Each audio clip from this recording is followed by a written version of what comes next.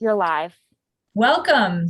Happy November 18th, and welcome to the Joint Committee on Pensions third fall hearing. We have a robust schedule today. I'm one of the co-chairs, Delegate Brooke Learman, and we also have my co-chair, Senator Sarah Elfreth. We have a robust hearing today. We're excited to hear about proposed legislation from the state retirement and pension system. We are also going to hear about our actuarial valuations. And for the first time in, I think, a long time, we are going to hear from representatives for our retirees themselves to hear thoughts about how the system is functioning so that we can make sure that their voices are heard and we can respond and think through responses to them as well. Senator Elfreth, anything you would like to add? And I'm excited for this meeting and to hear, I know folks are curious about some pandemic trends we're seeing in the retirement system. And I know we all care deeply about that. So no, I'm excited to get started. And Great. Well, we are going to start with board requested legislation, and we're going to hear from Ann Gothrop, the Director of Legislative Affairs for the State Retirement and Pension System. So Ann, thank you. Welcome. The floor is yours. Thank you, Madam Chair. Let's get started. You have a few proposals from us before you. The first two address investment division compensation issues that were related to the 2018 legislation you passed, giving us the independent salary setting authority for the agency. As you know, in the 2018 legislation, in part, it gave the Board of Trustees the authority to set compensation subject to certain conditions for investment division staff that had discretion over investment-related decisions. You don't really need this up here because I'm not going to be reading from it. But I mean, if you want to follow along, that's fine. One of the conditions with regard to the board's authority to set compensation is the provision that states compensation cannot be increased by more than 10% in any given year. A large part of the discussion with the legislature in 2018 when the bill was before you was the problem that the salaries for the individuals who were employed by the investment division prior to the passage of the bill, their salaries were well below the national midpoint level for comparable positions in comparable pension plans. And so you recognized this and thought, well, the 10% increase for these individuals would get them up to the midpoint as quickly as possible. The ones who were coming in after the bill was passed, well, they're naturally going to come in at the level they need to be at. The problem, though, with the 10% cap is that for these individuals is that it has unintentionally created inequities within the investment division staff. Right now, there are 27 investment division staff that have discretion over investment related decisions. So of these 27, 16 were hired before 2018, 11 were hired after 2018. And as I already noted, the ones hired after 2018, they're fine, they're where they need to be. Of the 16 that were hired before 2018, only 3 are near the midpoint level of their peers. The remaining 13 continue to lag behind. An analysis of the compensation of these individuals compared to the national midpoint levels indicates that it will take an additional 2 to 4 years for 9 of these employees to reach the midpoint level. And in addition to lagging behind this median where they need to be, these 9 are also lagging behind their peers within the investment division. So for example, the ones who have been hired since 2018. So for example, we have 2 of the 9 who are senior portfolio managers with at least 10 years of service with the system. They are currently making $20,000 less in compensation than someone who was hired after 2018. But these 3, they're all in the same asset group and they're all performing essentially the same functions. Another example shows that a new managing director who was just hired very near the midpoint level in that position for comparable managing directors is now making at least $45,000 more than 3 of our already existing managing directors and is making $70,000 more than our 4th managing director. 3 of these 4 managing directors have at least 10 years of service with the investment division. And assuming consistent 10% annual increases for the 4 that were hired prior to 2018, it could take 3 to 4 more years before they reach the median where they should be with their peers, depending on what their current salary is. And this considerable gap is not just between peers within the investment division. Our deputy CIO who oversees and supervises managing directors. This individual has 20 years of service with the investment division and is currently making more than $10,000 less than the managing director that was just hired, and won't reach the median level where he should be with his peers for another 2 years. So we fully appreciate, we understand the motivation behind the salary cap of 10% for each year, but we don't believe it was your intent to maintain such significant disparities among individuals basically performing the same functions within the investment division, which with what could be nearly 10 years after the bill is passed. We're concerned that with hiring more individuals where they need to be, this could create morale issues within the investment division, and experienced staff could leave, which is absolutely not what you wanted. The fundamental purpose of the 2018 legislation was to provide retention in the division. So to address this issue, we're recommending legislation for the staff who were hired before 2018 and continue to lag at least 10% behind the median national levels. So for these individuals, we're recommending that the board would be granted the authority to provide not more than 2 one-time salary increases to be approved with the intent to move these individuals up to the midpoint of their respective salary ranges. Okay, thank you, Anne. I think if Chair Lehman agrees, we'll take these one at a time if there are any questions. Yep. Other questions about that bill request? Delegate Krim? Thank you, Madam Chair. So, Anne, was this not anticipated at all when we put this system into place? You know, I'm glad you asked that, because the bill also created an objective criteria commission, which convened in the fall of 2018. Chairman Learman, very familiar with this. And this was an issue that was discussed, and it was recognized, this and the next issue I'm going to bring to your attention. Both issues were discussed and recognized that at some point they could be problems, and we would have to come back and revisit them with the legislature.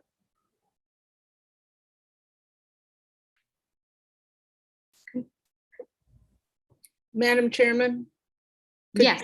Could I just say that I think, in fact, former Senator from Western Maryland, help me. George Edwards. No, Senator Serafini. Senator Serafini, in fact, made note of this issue and said that it would probably be a couple of years before you saw enough transition to see how it would be played out, but presumed we would be coming back to it. I'm impressed that you remember it was him that brought this up, but I was in those meetings. I remember talking about this, but I could not have pinned down on who it was. But so should we call this the Senator Serafini bill? And thank you, Madam Treasurer. We were remiss not to welcome you Yes, at the beginning. Okay, seeing no other questions on that, Anne, you want to keep going? Number 2. Yep. The second issue also addresses provisions from the 28 legislation, and it has to do with forfeiting incentive compensation for the investment division staff. The 2018 legislation provides that prohibits the board from paying out incentive compensation if any investment division staff leave employment within the investment division. However, the prohibition does not provide for an exception for retirement. And because of this, we believe it will have the unintended consequence of forcing individuals on the staff to ultimately choose between retiring or accepting their incentive compensation. We don't think it was your intent to penalize individuals for retiring from state service or force that same individual to continue working long past their normal retirement age because they don't want to forfeit an incentive compensation that they have earned through their service to the state and to the system. So to address this, we're recommending an exception for retirement if you leave for that purpose. We believe the amendment could be structured very similarly to what's already in the law for when individuals are able to convert unused sick leave to retirement credit. And in those instances, the current law provides that a member is entitled to receive creditable service for unused sick leave if the member retires on or before 30 days after the member is separated from employment with a participating employer. Meaning, like, if you have to retire directly from service in order to be able to convert your unused sick leave, you can't be a deferred vested member. We think something very similar could be put in place to ensure that for investment division staff, if you want your incentive comp that you're owed when you leave and you want to retire, you have to retire directly from the investment division staff. And within 30 days, you have to be gone and collecting a benefit. Right. That makes sense. Thank you. We don't want people to stick around forever. I mean, we want them to stay as long as they want until they're ready to retire, but not past that. But okay, that's helpful. Any questions about that, Bill? Okay. Next up, Ann. Right. The next proposal has to do with the approval process for buying and selling real estate for the system. In 2008, legislation was passed that removed the Board of Public Works from the approval process of any real estate deals that the system did. So prior to this, if the system wanted to get involved in a direct real estate transaction, the Board of Public Works had to sign off on it. The 2008 legislation took the Board of Public Works out of the process and in place said the comptroller, the treasurer, and the Secretary of Budget and Management in their capacity as trustees to the board had to approve these transactions. So in its testimony to the legislature in 2008, the board supported this because we pointed out at the time, the full board was already receiving briefings from the investment division on these deals. And so this would not create any additional time for the 3 ex officios who now had to approve it. And it wouldn't add any additional time to the deals themselves, to getting them to move forward. But what was also happening at this time was legislation had passed in 2007 that was expanding the CIO's authority with regard to the investment program for the system. So when the 2008 legislation was passed, the board was just beginning to amend its investment policy manual to reflect this added authority for the CIO. And since 2008, the IPM has been amended over 30 times. Many of those times have been to address this expanded authority, and not just for the CIO, but also for the investment division staff.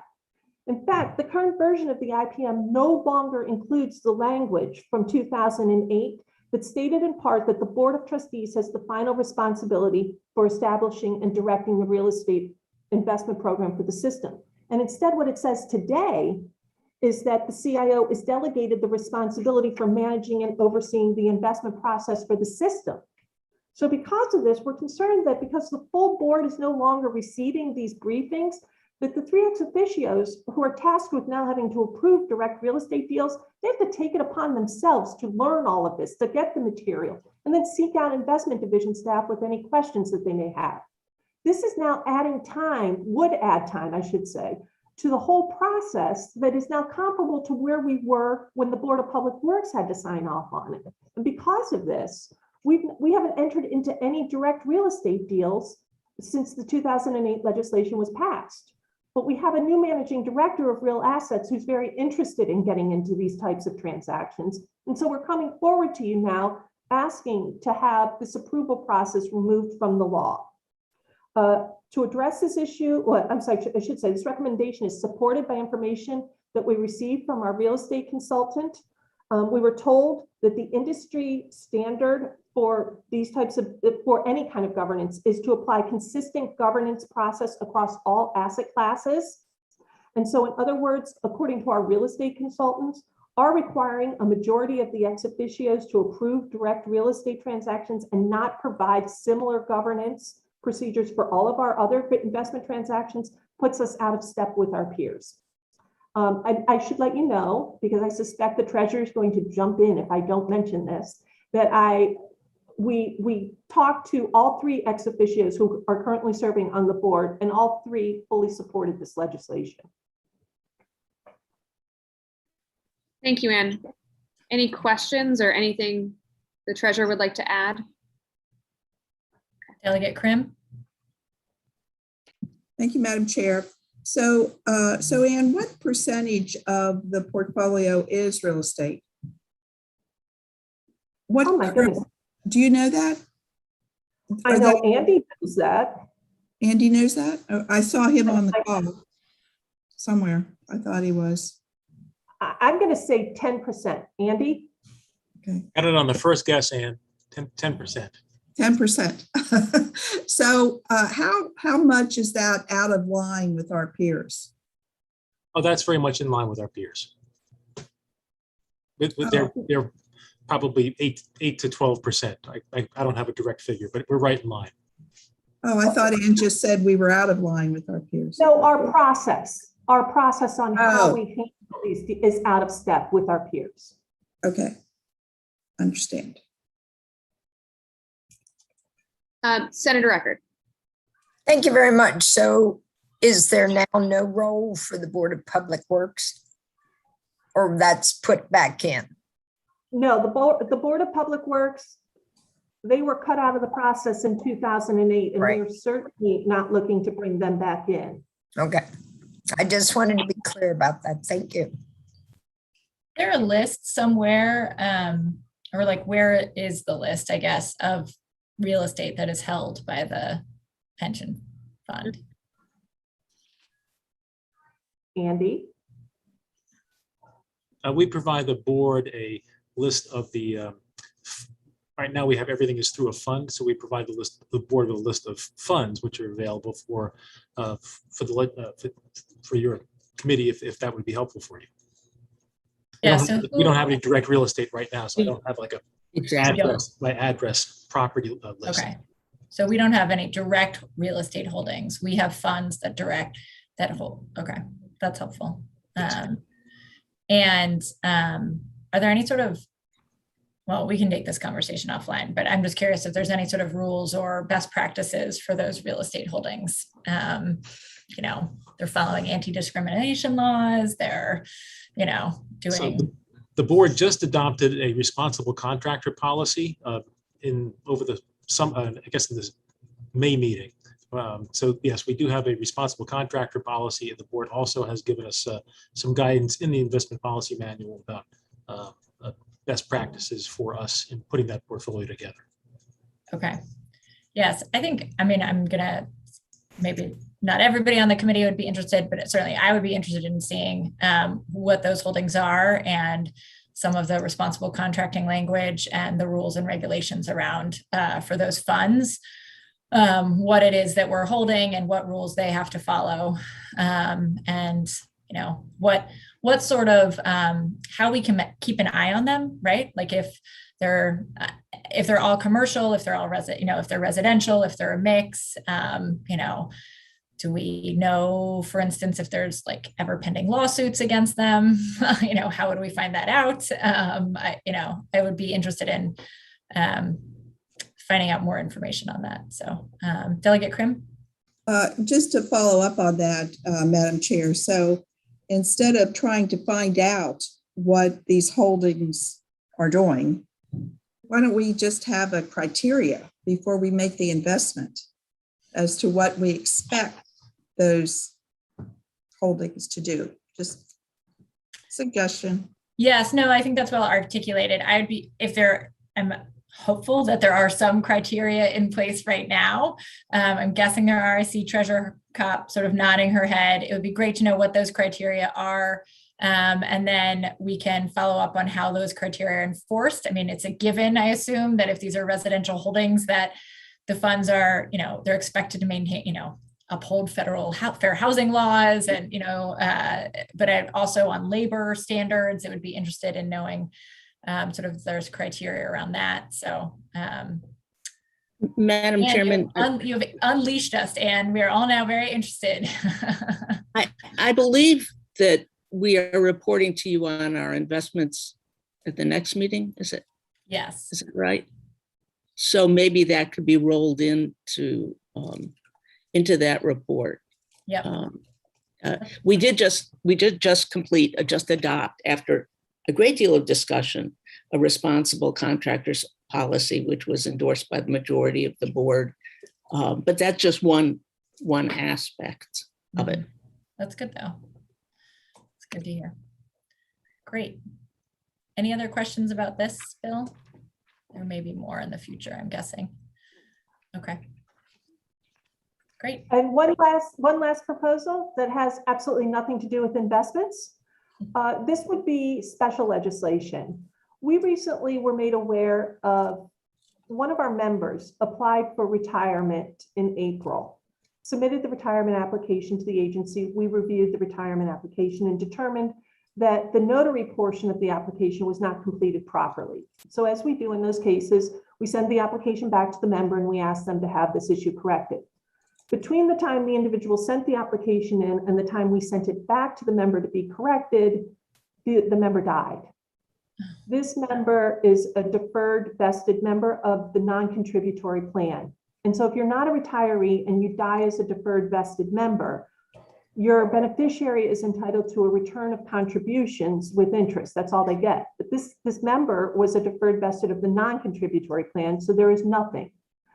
We are asking for legislation that would allow us to accept the application even with the incorrect notary on there, in part because the application, when it came in, the individual had selected what we refer to as option 1, which is the return, a lump sum, one-time lump sum payment of the whatever is remaining of the present value of the member's allowance at the time they die. So when you die, we figure out what the total basic, what the value of your benefit is when you retire, and that's paid out over your life.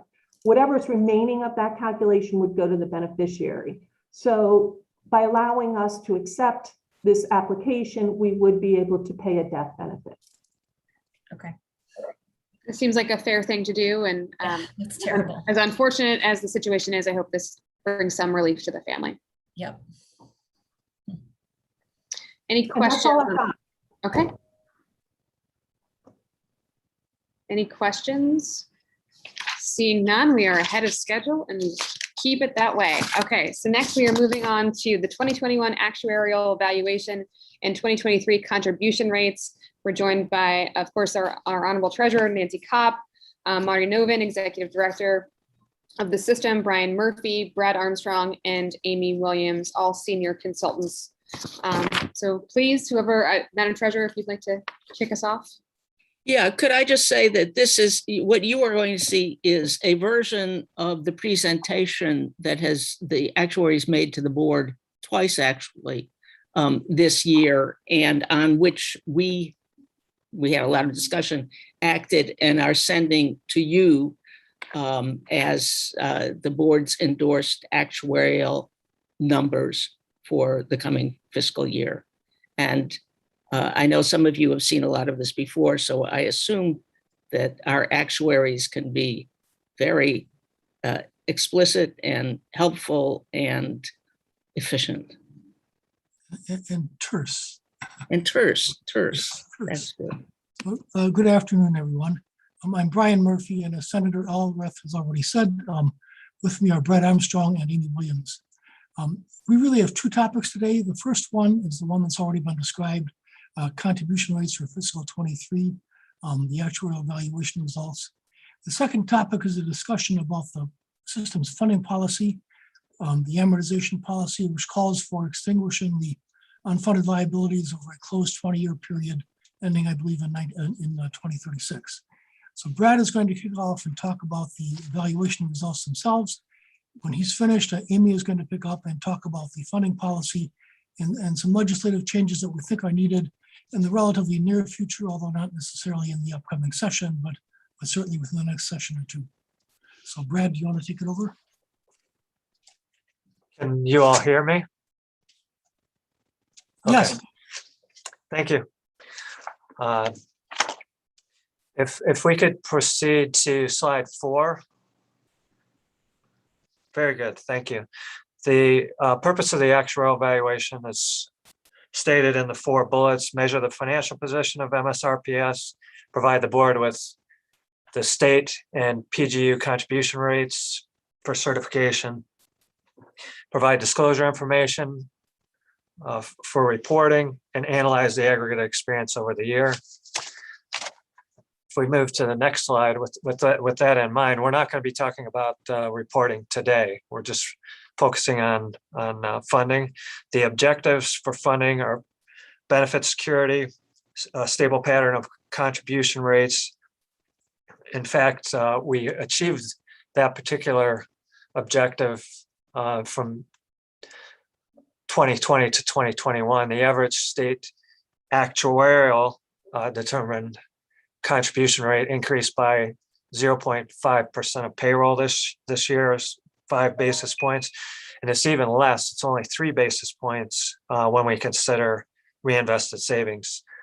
We also have an objective of intergenerational equity and stable or increasing ratio of assets to liabilities. And there's good news on that front too this year. The next slide, primary assumptions. Demographic assumptions did not change, but the economic assumptions were revised considerably. This may well be the largest change in the history of the system from one valuation to the next. We decreased the rate of return on investment assumption from 7.4% down by 60 basis points to 6.8%. Along with that, we changed the asset valuation method to accelerate the recognition of some of the investment gains that were experienced during fiscal 21. And this smoothed out what would otherwise have been an increase in state contributions for fiscal 2023 and expected equal and opposite decrease for fiscal 24. So that was not in line with the objective of contribution rate stability. And so that's why that was approved by the board. The next slide looks at the benefit reform scorecard. And I'm just going to focus on all state plans combined.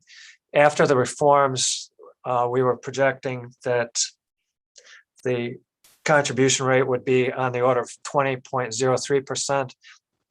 And the actual results of the 2021 valuation resulted in a contribution rates in aggregate of 7.55%. That's almost 2.5% of payroll less than was projected. With respect to the funded ratio, without reinvestment, it was up over 2%. And with reinvestment, it was up over 1%. The difference is a little less than a no reinvestment, excuse me, due to changes away from the original reinvested savings schedule. So that's why that improvement's not quite the same as the improvement without reinvestment. If we go to the next slide, the variables affecting the valuation results, benefits, actual experience, legislative changes, but you'll notice there were no legislative changes that impacted this year's results. So we'll move to the next slide. The funding policy, we use what's called an entry age actuarial cost method that typically results in contribution rate stability. The 5-year asset smoothing, as we discussed moments ago, the asset smoothing was adjusted slightly so that the contribution rate change from 2020 to 2021 would be very moderate. And the amortization policy is something that Amy will talk about in more depth in just a few minutes. So we'll leave that to her portion. And if we move forward 2 slides, this is the participant data. And this is why we talk about benefit security. If you notice, total members for 2021, 411,730 members and their beneficiaries currently rely on the benefit coverage provided to them through MSRPS. So that's why this is so important. That's a lot of individuals and families. If we go 2 more slides forwards, this is the actuarial value of assets that we've talked about a couple of times already. What you see moving from left to right is the value that we were recognizing as of the 2020 valuation, adjusted for non-investment cash flows, which brought it down a little bit. The expected investment return, nearly 4 million, and the phase-in of the current year investment return was an additional 4 million. So basically, MSRPS recognized double its expected investment return income for funding purposes this year. Moving to the next slide. The if you look at the percentages above the purple line, they were all around 100%, but all above 100% until this year, 92.9%. And what that means is that this is favorable to be below 100% for this particular measure. And that means that the market value of assets exceeds the value that we use for funding purposes by $4.8 billion. This will be available to offset adverse experience for the next few years. Then if we move forward 2 more slides, we have seesaw of sorts. The downward forces, there was a net increase in state rates that you'll see in the title, but it was very small, as we discussed earlier. So basically, these downward and upward forces offset one another. There were more in investment return than expected, more members in the reformed systems, which have lower employer costs. So they're a little bit less expensive. And if you look at the upward forces, the economic assumption changes were an upward force, and a payroll increase of 2% versus 3.1% assumed. It's not intuitive that that would be an upward force, but note in parentheses, we're only referring to the contribution rate for the unfunded liability. If you have a smaller payroll to pay off an unfunded liability, it increases the rate necessary to exhaust the unfunded liability, but it's not necessarily indicative of an increase in liabilities. It's probably generally the opposite. So if we go to the next slide with the actuarially determined contribution rates, the 2 largest systems on the left, TCS and ACS, were quite stable. State police was up about 1%, judges was down almost 2%, and LEOPS was up almost 2.5%. But in the aggregate, once again, very stable. If we go to the next slide, this is a year-to-year comparison of state systems. So this is state only. If you're looking at the total column on the far right of the slide, the employer contribution rates were very stable year over year. And the unfunded liability that you see towards the middle of the total column, thank you for the hand. The unfunded liability went down over $1.2 billion, attributable primarily to the favorable experience and the operation of the amortization policy, which Amy will be talking about in more depth. The funded ratio was up year over year over 3%, both with and without aggregating the municipal results. If we go to the next slide, please. The reconciliation of employer contribution rates. Again, looking at the far right total column, a lot of different factors cause changes, but ultimately everything pretty much offset. So if we go to the next slide, this is an allocation of the contribution to local employers. Due to the economic assumption changes, the TCS, total normal cost, went up from 11% to 12%. Since the member contributions the rates are fixed at 7%. The employer normal costs, which is the difference between the total normal costs and 7%, went from 4.17% to 5.12%. So this caused a commensurate increase in the projected local employer contribution dollars, since local employers currently only contribute the normal costs. The state got full credit for the decrease in the unfunded liability. So that's why their contributions that we discussed previously were pretty stable, because they had the increase in the normal cost rate, but the decrease attributable to unfunded liabilities. So if we go to the next slide,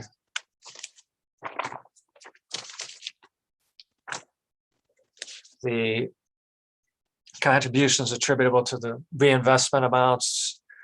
This is the $75 million being allocated, and bear in mind, this is just state only. And the state total illustrated contributions for this, and bear in mind, this is just TCS. That's really driving the decrease. The decrease is $37.8 million, mostly due to TCS, which is the left-handmost column. So if we look at the municipal results next, that's 2 slides ahead. The municipal results in the aggregate, if we look at the totals column, up a little less than 0.5% of payroll. This was due to the change in assumptions and the amortization policy for ECS. And if we go down to the bottom right, the funded ratio was up nicely by 2.8% in the aggregate.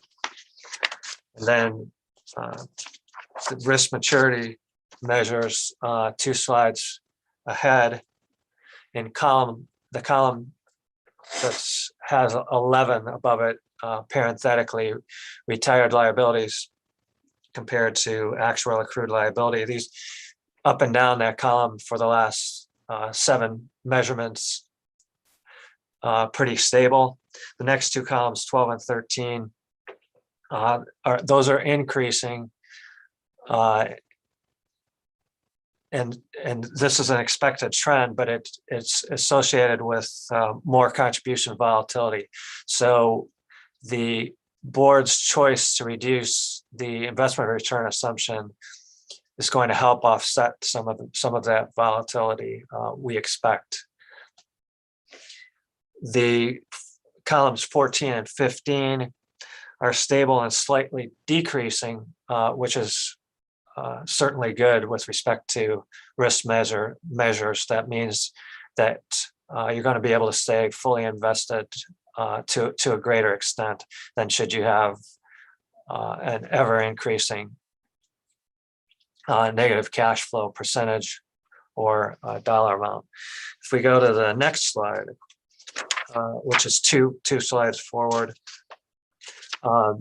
this just summarizes everything. The bold rates were adopted by the MSRPS board, effective for fiscal year 2023.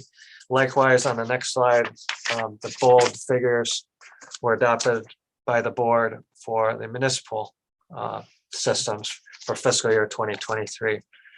And then some concluding comments for my portion on the next slide.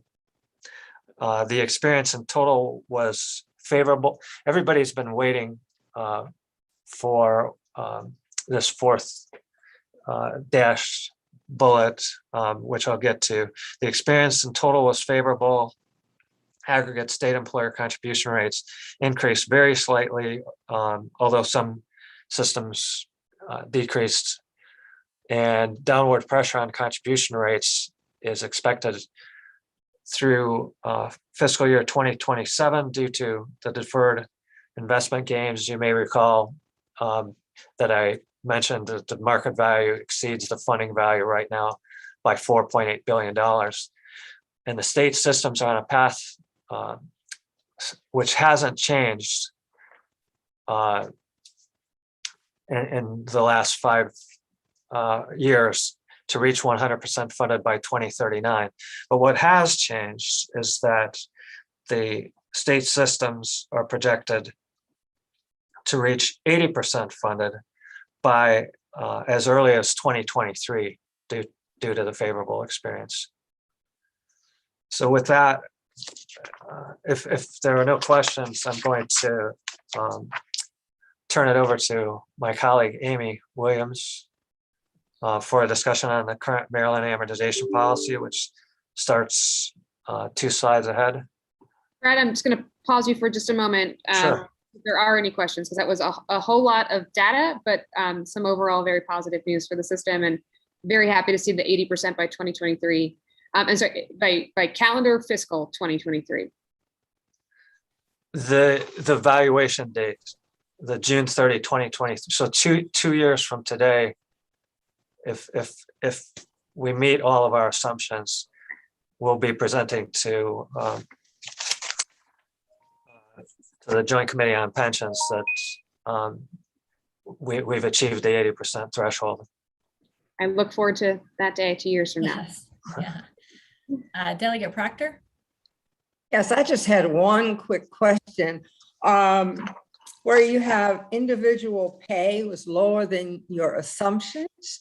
Any explanation as to what caused that particular item to be lower than your assumptions? Most we believe it's due to the pandemic and the economy associated with the pandemic that moderated a lot of budgets and contribution, salary and pay increases. And I think last year was higher as well. And so the fact that it was lower this year is averaging out. What Brian said confused me at a moment. What he means by last year is the 12 months ended June 30, 2020. We had higher pay increases than expected. So there's probably a little bit of averaging going on as well.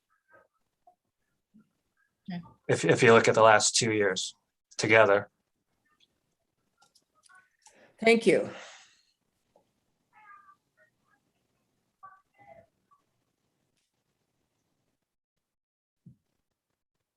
Okay, seeing no other questions. Thank you, Brad. Amy? Thank you. The next topic is amortization policy. The amortization policy is used in order to calculate one portion of the state's contribution requirement, and that's the portion related to paying off or amortizing the unfunded liability.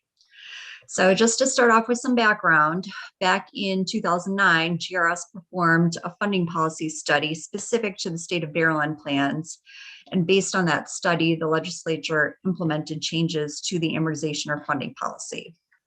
So the policy that was implemented for the state plans was to amortize the unfunded liability over a 25-year single closed amortization period, such that the unfunded liability would be fully amortized or paid off by June 30th, 2039 or fiscal year 2039. As of the most recent valuation date, as of June 30th, 2021, there are 17 years remaining in that 25-year closed amortization period. In addition, when the funding policy was changed, the corridor funding method that was used for the TCS and ECS state plans was eliminated. The municipal plans are also on a single closed amortization period to pay off or amortize their unfunded liability. And they have target dates, which are slightly different, 2043 for ECS municipal, 2040 for LEAPS municipal, 2047 for CORS municipal. And at those dates, the funded ratio would be expected to be 100%, and the unfunded liability would be expected to be fully amortized under that single closed amortization funding policy. We are recommending further changes to the amortization policy because based on this method, as the remaining amortization period gets shorter and shorter, gains and losses could introduce too much volatility in the state contribution rates. And we will see this in the next slide. So next. On this slide right here, we have an illustration of what an increase in the unfunded liability due to a loss would look like at different points in time under the current single closed period amortization policy. So for example, if there was a 10-year investment loss and that was amortized when the remaining amortization period is 17 years, as it is currently with the 2021 valuation, you can see the change in the contribution rate would be that blue bar that's all the way to the left of the slide. So a somewhat smaller change in the state contribution rate compared to if that loss occurred when the remaining amortization period was shorter.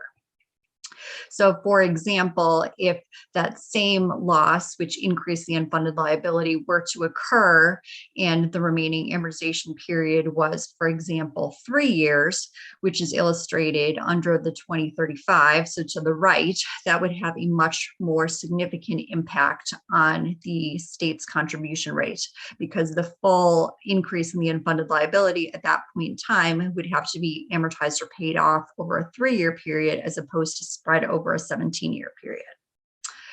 And then to compare, if a 15-year rolling period was used to amortize an increase in the unfunded liability due to a loss or otherwise, you can see that there's much more contribution stability no matter when that loss would occur, because that change would always be amortized over a 15-year period. Next slide, please.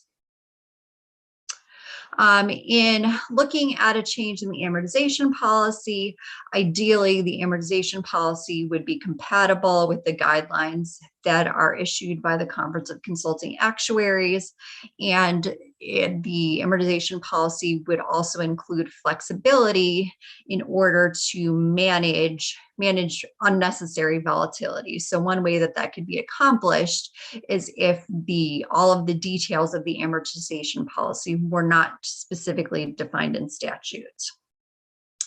When we were looking at the amortization policy, GRS came up with some alternatives, which we presented to an ad hoc committee. The ad hoc committee discussed and recommended one of the policies recommended to the board, and then the board adopted the recommended policy at the September meeting. And in order to implement the amortization policy that was recommended, there would need to be legislation in order to enable this. Next slide, please. On this slide, we have the details of the adopted amortization policy. So the first point is policy change point. So this says that the current period reaches 15 years. So currently the remaining amortization period from the most recent valuation as of 2021 has 17 years remaining in the amortization period. So if the change were to occur at the 15-year mark, that would mean that it would be implemented in the actuarial valuation as of June 30th, 2023. So it would be adopted 2 valuations from now. The amortization policy would amortize sources of unfunded liability differently. The unfunded liability that exists as of the date of the change, so in this case anticipated to be 2023, that full unfunded liability would continue on the current close schedule such that it would be fully amortized or paid off by fiscal year 2039. And then any subsequent unfunded liability that would be attributable to experienced gains or losses would be combined and amortized over a 15-year rolling or open period. So that would be like we had seen on the graph, the orange bar, that would hopefully provide more stability in the contribution rate. The unfunded liability that would arise from future assumption changes would be amortized over separate 25-year closed periods. So every time there was, for example, an experience study, that change would be amortized over its own 25-year period. At the end of the 25-year period, that unfunded liability would be completely paid off. Changes in unfunded liability due to plan amendments would be amortized based on the group affected and what the plan amendment was. If it was, for example, related to an early retirement program, it would be amortized over a 5-year period. If it was a different type of plan amendment, 10 to 15 years. And the Conference of Consulting Actuaries, or CCA, did have some guidelines, and this amortization policy would be considered acceptable with conditions.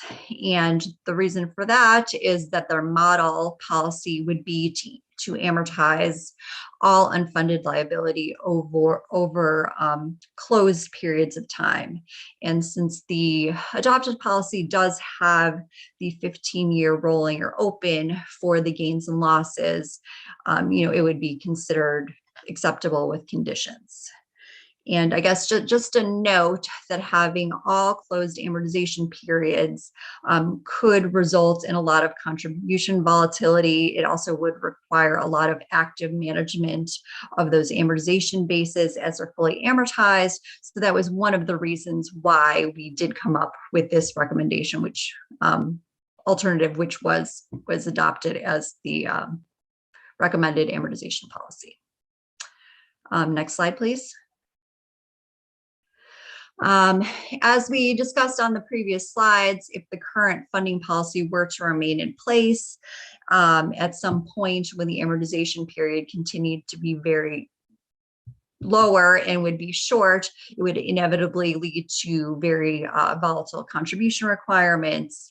However, in the near term, the current policy, could handle that, but as the period gets shorter and shorter, could potentially become more of an issue.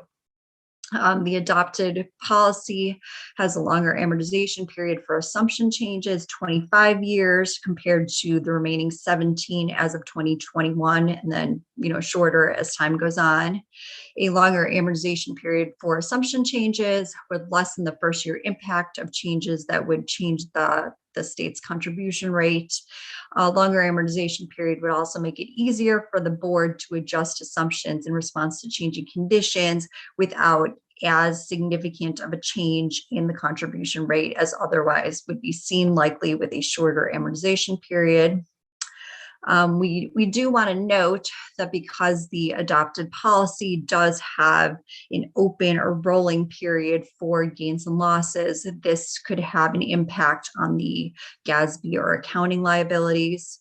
It could result in a GASB crossover point. So what that means is that when liabilities are calculated for accounting purposes, a lower discount rate other than the funding valuation rate of 6.8% might need to be used.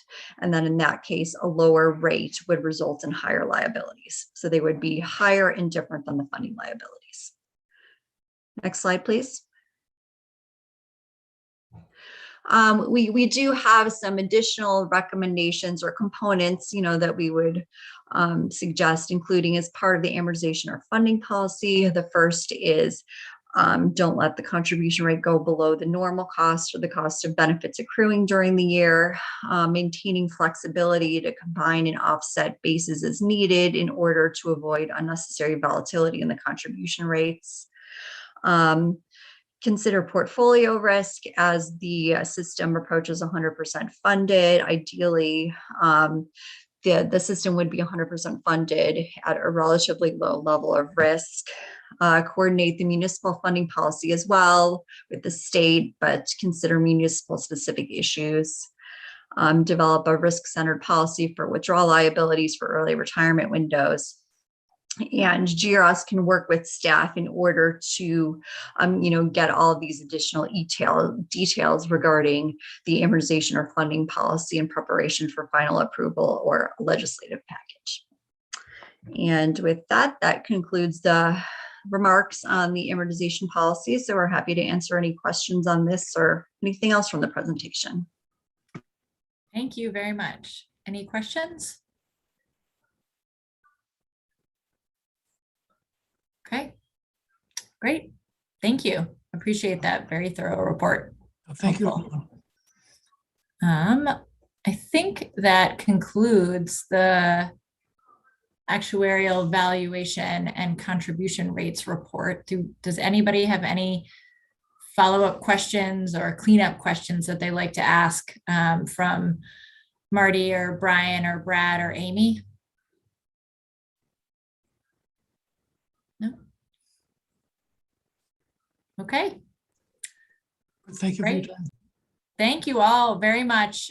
Really appreciate it. And just everybody knows you have those PowerPoints in your packets, so you can refer to them as well. So thank you. Really appreciate it. Thanks for being here. Have a great Thanksgiving. I think we are now turning it over to our newish executive director, Martin Noven, who is going to talk to us a little bit about what the board and what the system is seeing on pandemic retirement trends.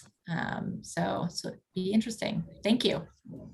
Yes, hi, this is going to be a very brief update. I do want to first say that the work that you just heard about from regarding the amortization policy is something that we believe is very important. The board has adopted that as a policy recommendation, and we're going to be working with staff, working with you and your staff over the next couple of years to try to figure out how we implement that. It's not urgent, but it's something that we think is important.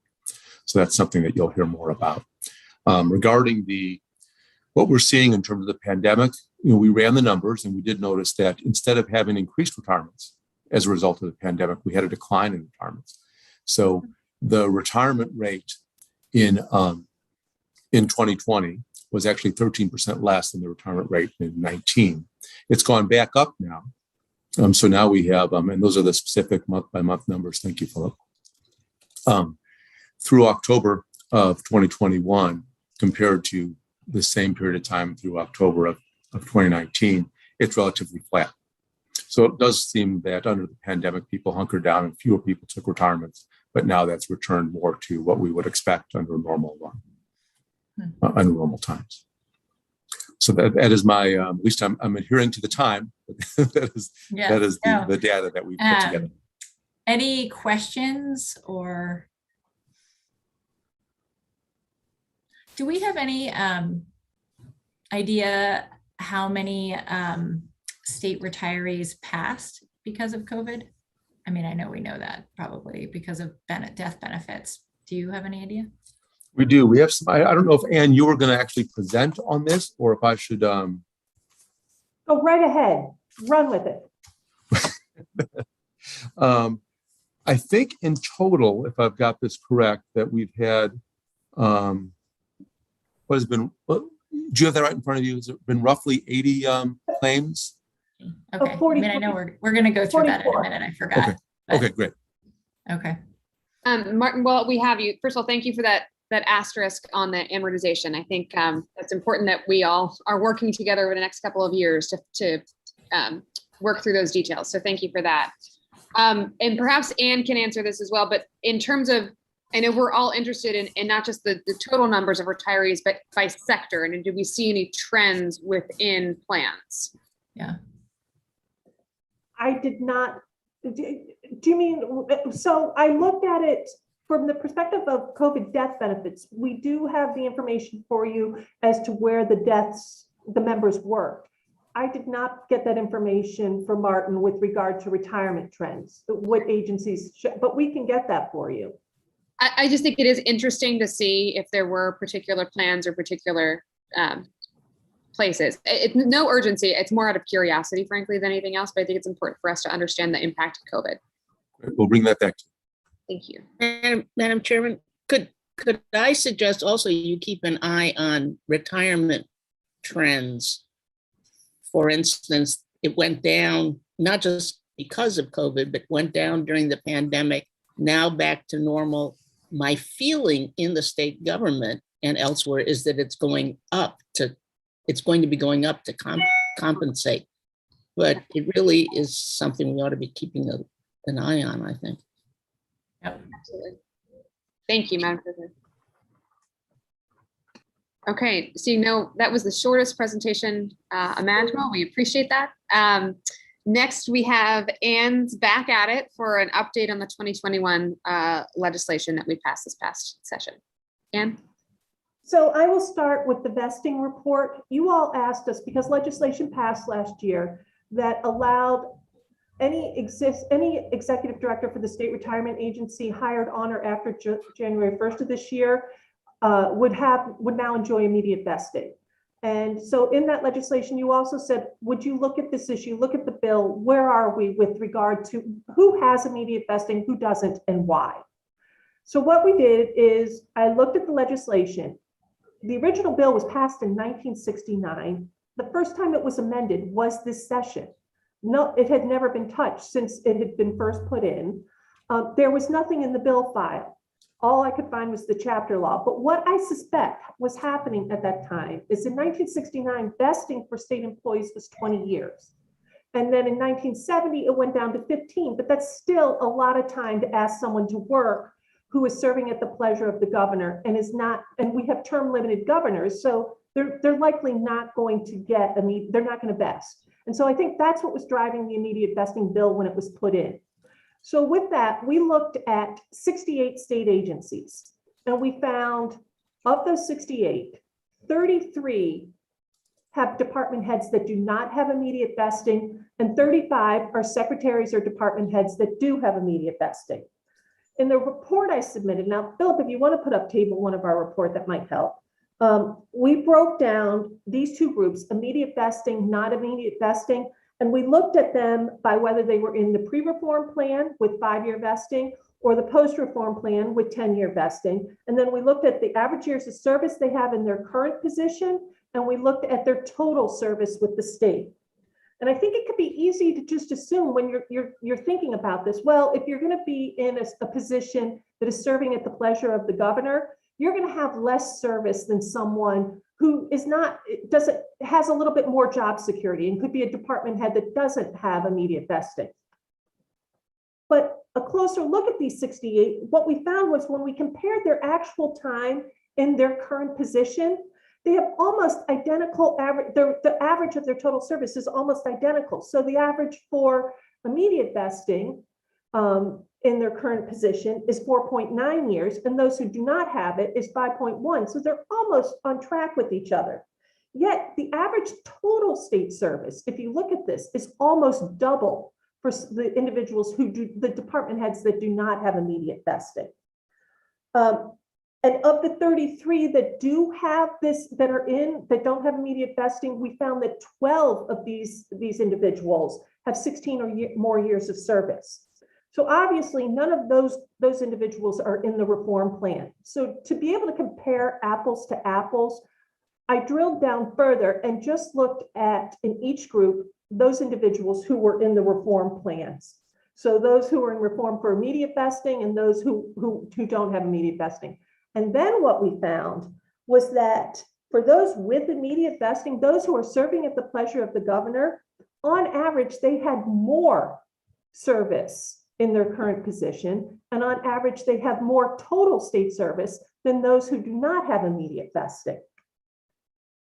The other group I looked at, I started thinking, well, who else in state government would be in a position where they're serving at the pleasure of the governor and they don't have a lot of job security?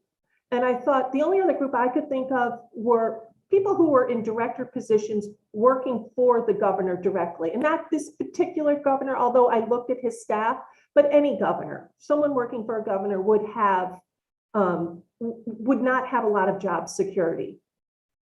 So for instance, I was thinking like the legislative director, the communications director, chief of staff, those types of positions. I'm not drilling down into lower level positions.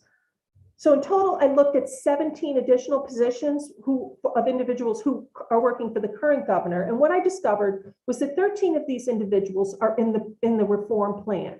2 are in the pre-reform plan, and then 2, one was retired and one was in an entirely different system. The average service for these individuals who work for the governor in the 15 in the reform or pre-reform service, whether they were in reform or pre-reform, Their average service in their current position is 4.6 years, and their total service is 5.6 years. This is almost identical to the service of secretaries and department heads who have immediate vesting. And furthermore, these individuals, when I look at, if they are only in state service for the jobs they are in right now, they will never vest under the reform plan. So we believe, after looking at all of this data, that you really only have two options in front of you. One is to do nothing and maintain the current status quo and only allow secretaries and department heads who serve at the pleasure of the governor to continue to enjoy immediate vesting, and no one else would get that. However, with the passage of last year's legislation, letting in the executive director of our agency now have immediate vesting, I think you're going to start seeing other departments coming in and asking for the same benefit. As I pointed out, there are 12 of the current directors have 16 or more years of service. Of those 12, 8 have 20 or more. So they're going to get ready to retire pretty soon. And when those departments have to start looking for new replacements, as we found out, 10-year vesting is not a draw for qualified employees, qualified applicants to come in and look for the job. Also, keeping the current policy, you would have people, like I pointed out, on the governor's staff, on a governor's staff, who would never vest. The second option would be to bring all of these people in and give them vesting. This would add 33 department heads, and under the current governor, 17 in directors' positions. Since I prepared the report, we have talked to our actuary, and I will update the report for your final, for the final joint committee report to reflect the comments from our actuary. They believe that for a group this small, the cost to the system would be minimal. But they also, because they noted that in cases where individuals have small amounts of service, like these individuals that we're talking about, very often they will leave after they stop state service, and they'll withdraw their contributions, meaning that they'll forfeit any future benefit to the plan. They won't come back. You'll also have a group in there, though, who will leave their contributions in, and those contributions will continue to grow at 5% interest, compounded annually. And this is a cost to the system. At the time they retire, they can either, at the time they reach normal retirement, this group can choose to either take their basic allowance, their monthly benefit, or if their contributions have grown to a level where the value of their contributions is greater than their retirement, they're just going to withdraw their contributions and forget their benefit. The other problem with opening it is it's similar to if you don't open it, you're going to get other groups who are going to want to come in and say, well, you've opened it to these groups, other groups should get it. We're not making a recommendation. The report did not ask us to make a recommendation, only pointing all of these issues out to you. And thank you so much. And I see you provided a great appendix of the governor's staff that theoretically could or could not be included here. But do you have an appendix ready on the 33 department heads or agency heads who are not? I can get that too. That chart was so involved and I just didn't know how to simplify it for you, but I can certainly get that to you. I would appreciate that. Thank you.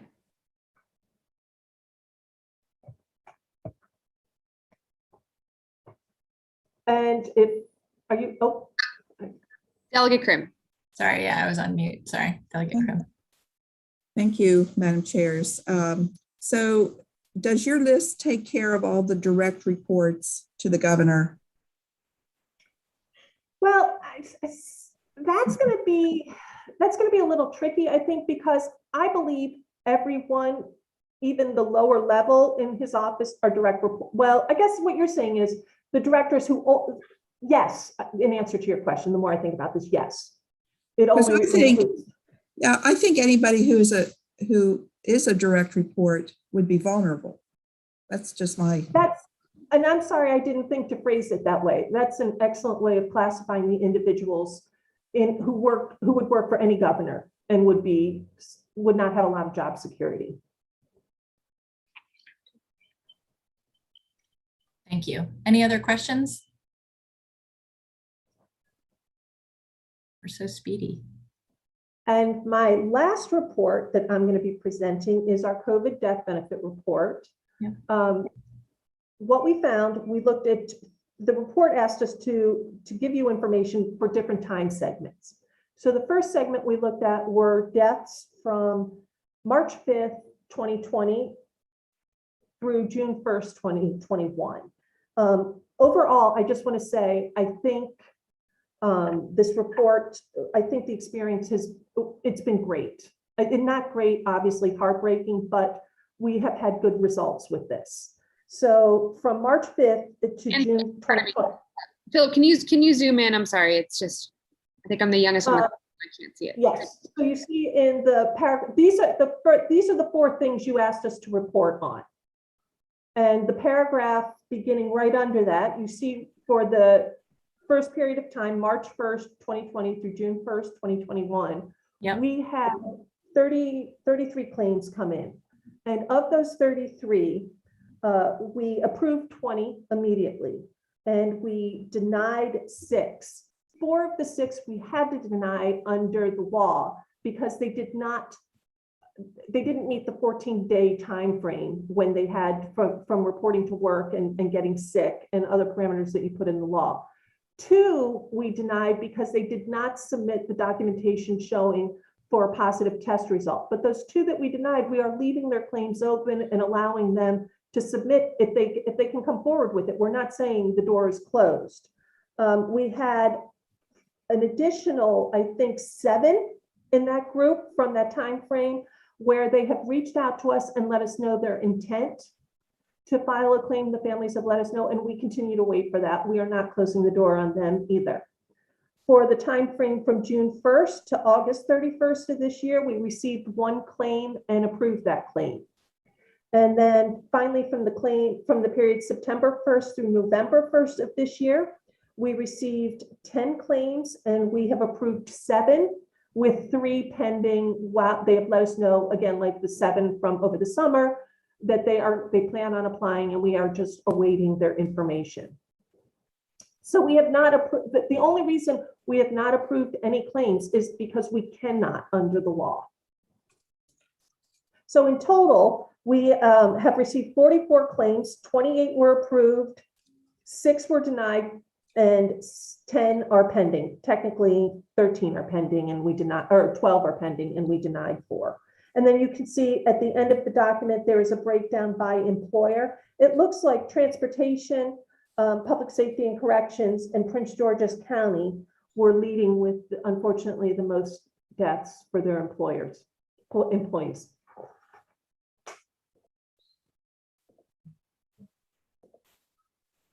Any questions from anybody?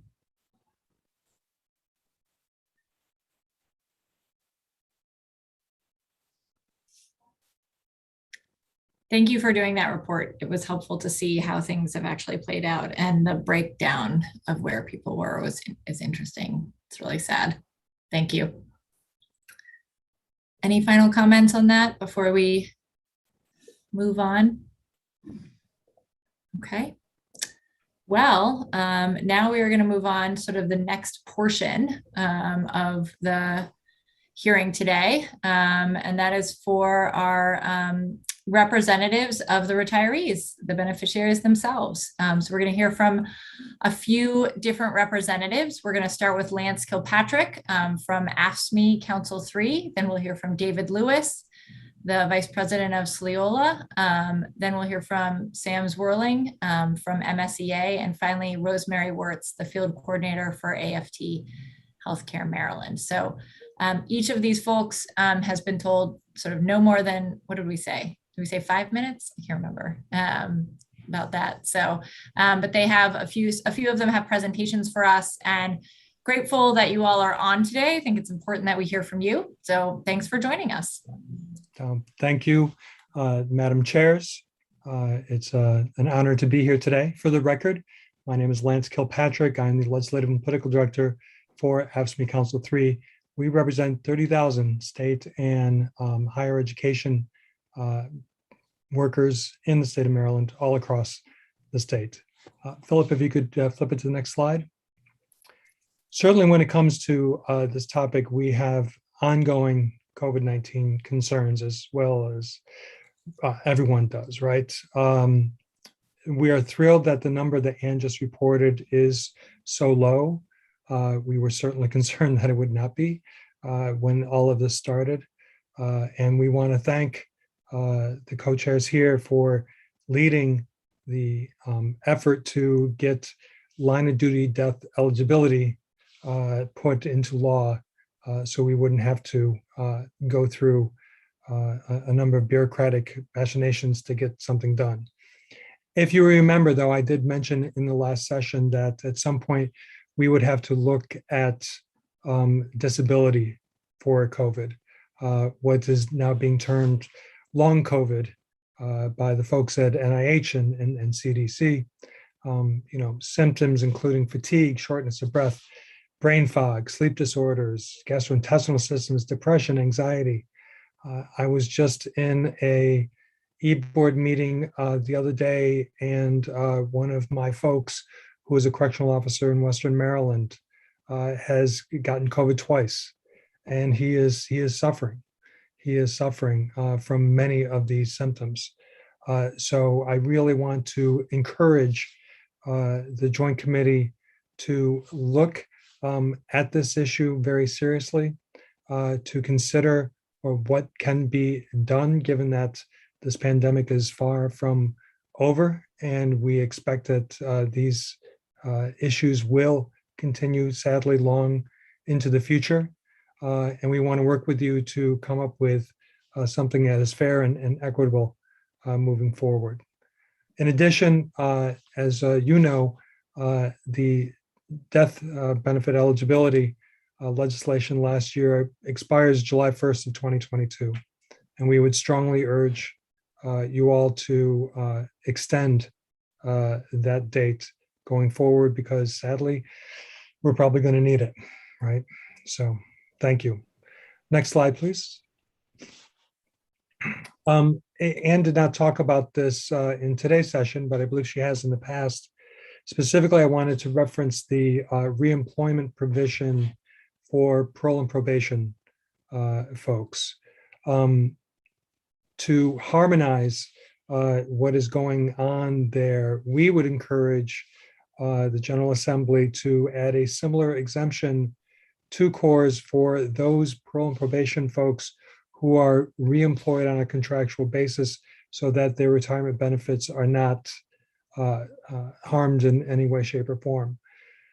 We don't necessarily, we would hope that that's not needed, but there are such high vacancy rates in parole and probation that, frankly, we're concerned not only that some folks may be incentivized to come back, but that those doing the hiring may come up with incentives as such to bring them back, to fill vacancies, that they would inadvertently end up harming their own retirement benefits going forward. So we ask that that be harmonized in CORS going forward. Next slide, Philip. And finally, I just wanted to give a shout out. I'm so pleased that Treasurer Kopp is here with us today, because I got to give a shout out to the Board of Trustees. The responsible contractor policy that they adopted is just wonderful news for my labor siblings throughout the state. You would think that things as basic as this, fair wages and benefits and labor neutrality and excluding bad guys from being contractors would already be in place. It wasn't. And I'm so glad, I'm speaking on behalf of my folks and frankly, again, other unions as well, so happy that the Board of Trustees saw in their wisdom to adopt this policy. And again, thank you. Thank you so much for doing that. And with that, I really wanted to keep it nice and short for y'all. So that's all I have at this point in time. Thank you for the opportunity again. That was great. Thank you. I think we're going to hear from Sleola next. Is that right? Yes. Yes. Great. All right, Madam Chairs, I would just like to thank you for this opportunity. And I'm going to be quick, try to keep up with the current theme of this. My name is Dave Lewis. I am a first sergeant with the Maryland State Police, and I'm currently the vice president of Sleola. Sleola is the State Law Enforcement Officers Labor Alliance. And currently we represent about 1,550 current active law enforcement members. The largest membership of us is the state police. So our purpose today is to let you know that we are looking at possibly options of increasing the drop program. So the drop program is the deferred retirement option program. Currently, our members can do it for a maximum of 5 years, and they have to leave with a maximum time of service of 30 years. We would like to see it increase to a maximum of 7 years with a maximum years of service of 32. So basically, there's a couple of reasons why we came up with that number. The first one is it kind of puts us in line with LEOPS. Right now, LEOPS can gain credit up to 32.5 years of service. They can increase their multiplier. Ours goes up to 28. The second reason is one of the main reasons. Right now, we're having a lot of difficulties with recruiting and retention. It's kind of not the police isn't the big topic nowadays for careers. So this year alone, from 2020 to 2021, we have seen a 33% decrease in recruiting numbers. Our retirements are up. I know some of the other ones were saying they were down. In 18, we had 33. In 19, 35. In 2020, we had 43. And 2021 is not over yet, but a little over the halfway point, we were already up to 30. So we're just looking to try to keep some officers. The drop seems to be a cost-effective option for retaining law enforcement officers. The Department of Legislative Services previously testified when the drop did come out that it's a cost-neutral item. This will give us the opportunity to provide an opportunity for seasoned officers to stay on a little bit longer. It'll give them an additional up to 2 years if they choose. You may have seen recently our colonel and the governor both fought to increase our starting salary. So I know when those guys get involved, they normally don't push for our pay. So it does show that our recruiting numbers we're in a pretty bad state. So with that being said, I'm just looking to let you guys know, because you're obviously the committee that would have to do with the pensions and retirement, that this is something that we're looking for, just looking for some support and feedback on this matter. And we'll be reaching out on the side as well, just to get people's opinions. So that is all. Yeah, thank you for bringing that to our attention, and certainly would be happy to talk further with you about it. Thank you. Thank you. Thanks so much. Sam. Great. Thank you all for giving us the opportunity to address you today. As many of you know, I'm Samantha Zwirling, Government Relations for MSEA, the Maryland State Education Association, representing 75,000 members across the state. We want to thank you for the legislature's continued commitment to education, educators, students, and the labor movement in the state.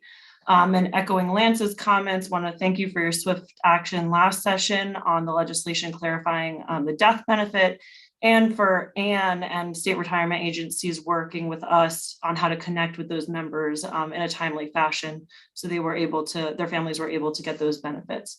We echo AFSCME's comments around needing to extend that eligibility for future folks who might be impacted. We were also thrilled about the passage of the responsible contractor policy from the board, and thank you to Treasurer Cott for your commitment on this issue. We can go to the next slide. Madam Chairman, could I just interrupt to say that one of the leaders in that was in fact the representative of the active teachers, Mr. Prouty, Doug Prouty, and you ought to thank him too. Absolutely. Thank you. It was a dream team effort. As kind of has been mentioned and talked about here a little bit, many of you have seen in your communities that we're facing a shortage of educators across the spectrum. And anecdotally, we are seeing an increase of folks leaving due to many challenges facing educators today. We've unfortunately seen an uptick in resignations, but also in interest in retirements. And I think many of you have heard that from your local unions. For example, in Howard County, who they normally see about 50 people at their annual retirement seminar, this year they had over 230. In Washington County, over the past 2 years, there were 92 retirements and much more resignations, with the past 2 years before that having seen about 72 retirements. So this is a concerning trend, and we're trying to dig into that even more and get some more data and information on this. But these increased and early retirements will put a strain on the system as these folks are drawing benefits for longer. This also has a huge impact on the profession and the climate in the schools. You know, students want to see some normalcy when they're coming back, and to see the same friendly faces in the buildings who really know their community and know their families and their schools. And younger teachers and educators really benefit from the experience of these seasoned employees. So to that end, we would be interested in working with you all on a partial / gradual retirement program. And thank you, Delegate Krim, who has been an advocate for this and champion on this issue for a long time. When an employee qualifies for full retirement, we believe that there should be an option to spend a few years working half-time and collecting half retirement benefits. Many teachers would love to continue contributing to the classrooms or our school communities, but after 30 years may be physically incapable of sustaining the demands of full-time retirement, full-time employment. A partial program would help staffing shortages and would also help the viability of the retirement fund at some level where there's still contributions from the employer and employees, where otherwise there would be payouts during that time. I also wanted to note, while I know this isn't the appropriations or budget and tax committees, although there's much overlap, I just wanted to put on your radar some thoughts around the state's budget surplus that we're seeing this year. You know, we would always be in favor of this committee and the legislature looking at ways that we can invest some of this cash into shoring up the system and getting ourselves closer to, you know, the 80, 90, 100% funding.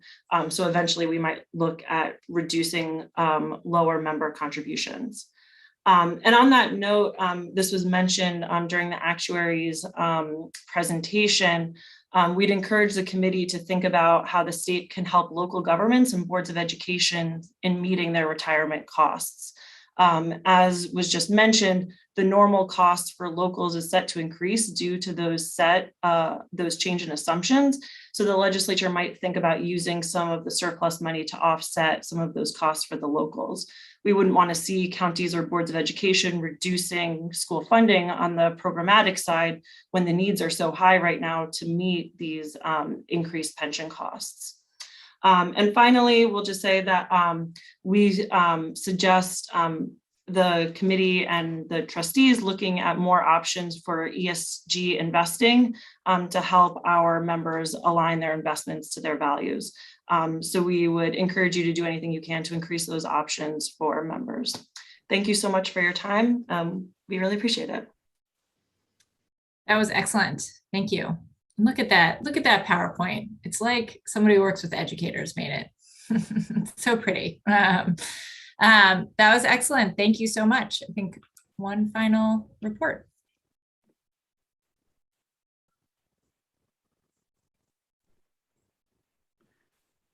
Yes, good afternoon. My name is Rosemary Wirtz, and I'm the field coordinator with AFD Healthcare Maryland. And we're the labor union representing the healthcare professionals that work in Maryland state government. Next slide, please. So I wanted to bring to your attention some logistical issues. And I want to just illustrate that with one of our members that I have helped through her retirement journey in the last year and a half. So Karen, one of our members, was a registered nurse. She worked in a state hospital for over 28 years. And in October of 2019, she had a heart attack. So logistically, when an employee has an illness, they go out on their own sick leave. And at that time, she's in her mid-50s, so she did not qualify for a service retirement. Next slide, please. So once she has exhausted her earned leave, the paycheck protection that is provided by the state is the state employees leave bank or the leave donation program. Karen applied like in December. She started to run out of leave. She applied and was approved for leave from the leave bank. But leave from the leave bank is only granted to an employee who has a return to work date. They don't grant employees leave for if they're getting ready to retire. They grant them leave if they're ill and they're getting ready to return to work. So in conjunction with and running at parallel times at the same time, She goes out on leave from the leave bank, and October 1st, when she has her heart attack and goes out on leave, she has now started her 12 weeks of protection of her job under the Family Medical Leave Act. So she's on the leave bank, that protects her paycheck. Her job is protected by FMLA. But again, FMLA, that job protection is only available for those who have a return to work date and who anticipate a return to work. So after the 12 weeks of FMLA, which is the maximum protection, the agency she worked for starts the process to have Karen evaluated by the state medical director for a fitness for duty evaluation. This goes through process. February 25th, she goes to the state doctor in January. He gives her a little time off. She goes back in February, and the state doctor says, I think you've reached maximum improvement in your medical condition. I recommend administrative action. Next slide, please. So once the state medical director determines that a state employee is no longer fit for duty due to a medical condition, the agency cannot allow them to work. The leave bank cuts them off because they don't have a return to work date at that point. And any FMLA protection that if any remaining FMLA protection within that 12 weeks is also cut off. So once the agency receives the state medical director's report, they send out what's called an options letter. And the option is you can resign, you can retire, or you will be terminated from your job. So the facility sent Karen an options letter on May 12th. Next slide, please. Karen submitted her completed retirement for disability retirement May 29th. In 2 weeks, she got it together, all of her medical documentation. Now, the leave bank does grant to an employee who has applied for a disability retirement 30 days of leave because they know it takes some time. But I've never seen, I've been doing this, representing state employees for over 30 years. I've never seen a disability retirement ever granted for 30 work days. It just doesn't happen. And certainly didn't happen during COVID. So the facility waited the 30 days from the date she submitted her retirement application on the 29th of May, and then they terminated her on July 10th. So her application for disability retirement had been submitted. It was in process. She was finally approved, and she got her first retirement check in April of 2021. Almost a year from the date of her initial application. That is a long time. In addition to that, she got her back pay all the way to August, which is the first effective date, because she was paid up until July 10th, so she couldn't retire until August because of the double dipping rule. So she was paid back to August 2020, but she had no income for 9 months. And in addition to that, her health insurance was cut off in August. She's ill. She's undergoing treatment. She had to go under COBRA, which is 100% of premiums. Her normal premium is 15 to 20%. And yes, she was eligible for reimbursement of those COBRA payments because she was eligible for benefits in retirement when it was finally processed.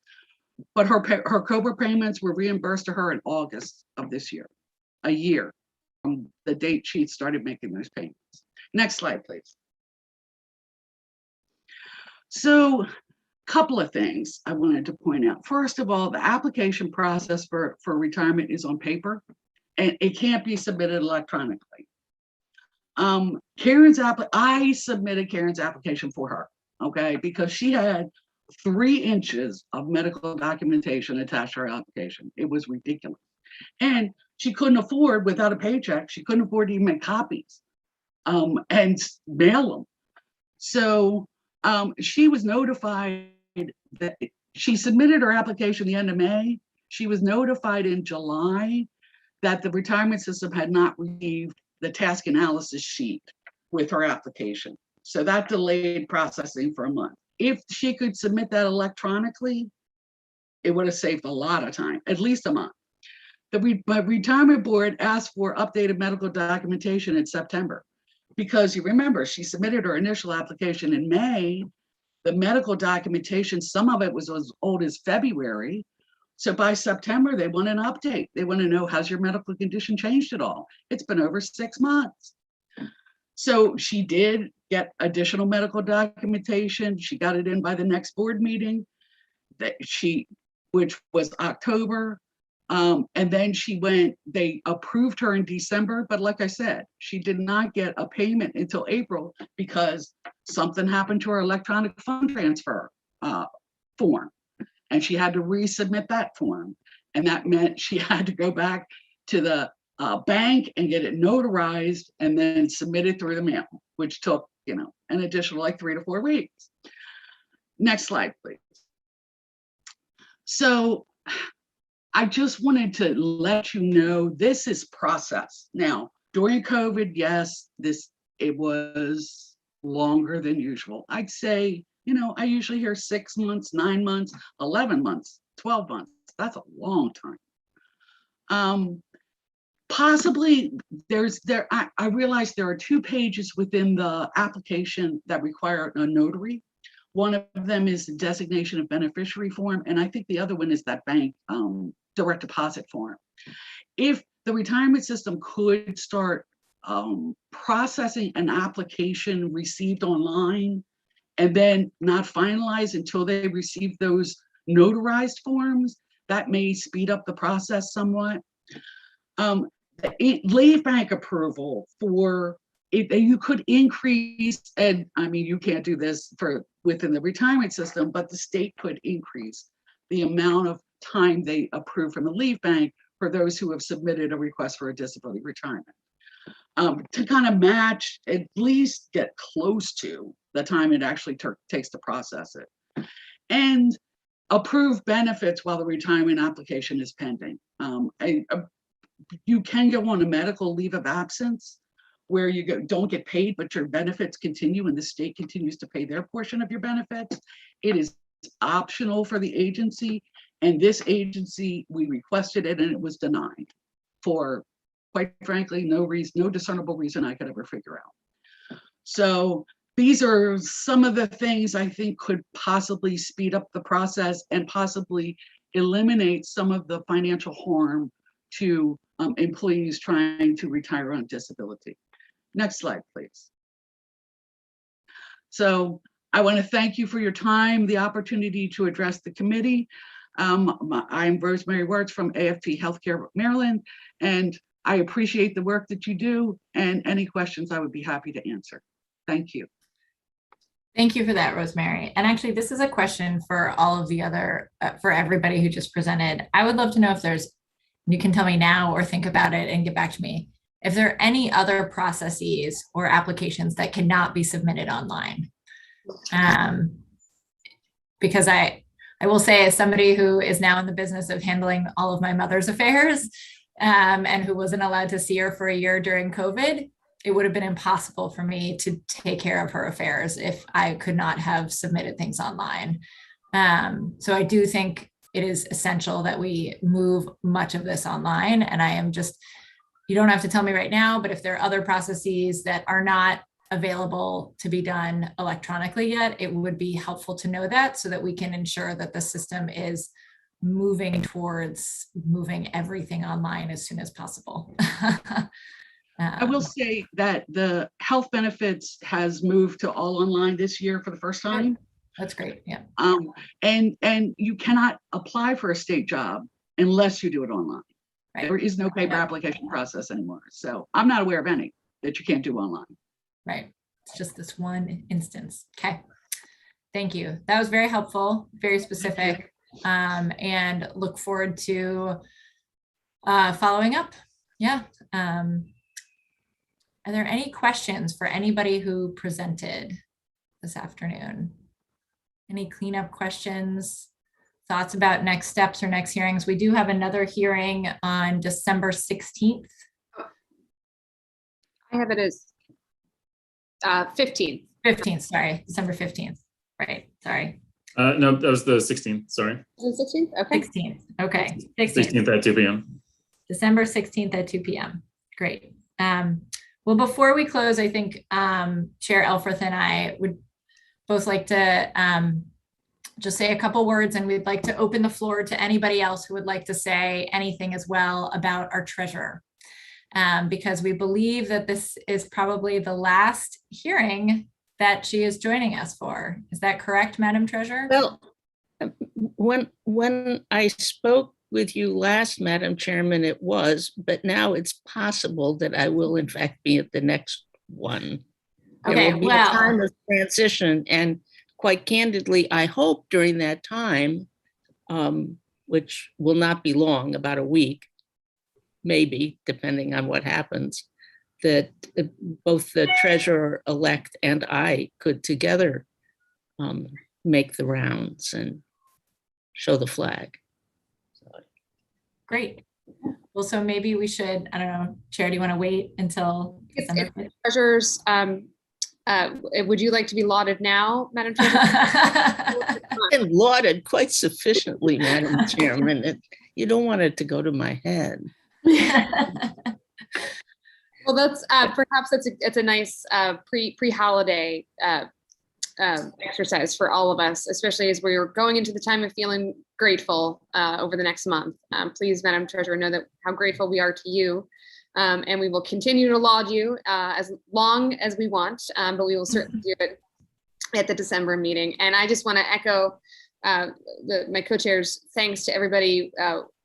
Not only did we receive a lot of information today, I want to thank everybody for being so solutions oriented. We face a lot of challenges as a state and as a system, but I greatly appreciate folks coming to the table with solutions and in a positive manner. That makes all of the difference and makes it easier for us to engage and act on some of the challenges we have ahead. So I greatly appreciate everybody's time today. Somehow we made it even under the 2-hour mark. Incredible. So everybody gets an hour of their lives back, Yeah. which is most precious. Madam Treasurer, thank you for being here. Everybody from the system, thank you as always for your expertise. Our guests, thank you for your input. And we will see everybody on the 15th. 16th. 16th. And have a good Thanksgiving. Have a wonderful Thanksgiving, everybody.